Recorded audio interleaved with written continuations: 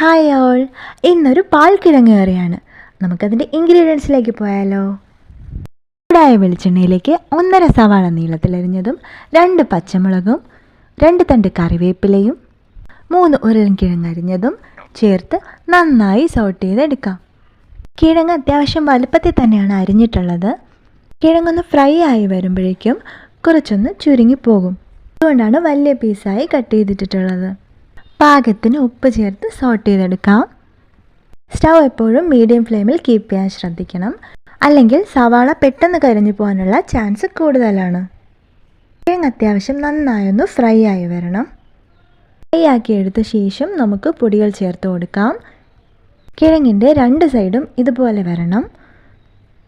1/2 teaspoon മഞ്ഞൾപ്പൊടി, 1 teaspoon മുളക് പൊടി, 1 ടീസ്പൂൺ മല്ലിപ്പൊടി, 1 ടീസ്പൂൺ ഗരം മസാല ഇവയെല്ലാം ചേർത്ത് നന്നായി സോട്ട് ചെയ്തെടുക്കാം.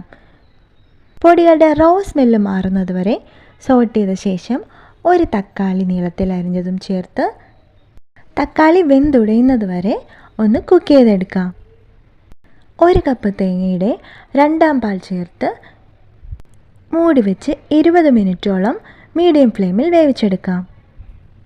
കിഴങ്ങൊക്കെ നന്നായി വെന്ത് ഗ്രേവി നല്ല തിക്കായി വന്നിട്ടുണ്ട്.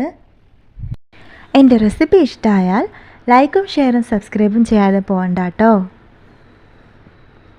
ഇനി ഇതിലേക്ക് മാറ്റി വെച്ചിട്ടുള്ള 1 പാലും ചോപ്പ് ചെയ്ത് വെച്ചിട്ടുള്ള മല്ലിയിലയും കൂടി ചേർത്ത് കൊടുക്കാം. ഇനി മൂടി വെച്ച് ഫ്ലെയിം ഓഫ് ചെയ്ത ശേഷം 30 മിനിറ്റിന് ശേഷം സെർവ് ചെയ്യാം. Thank you for watching.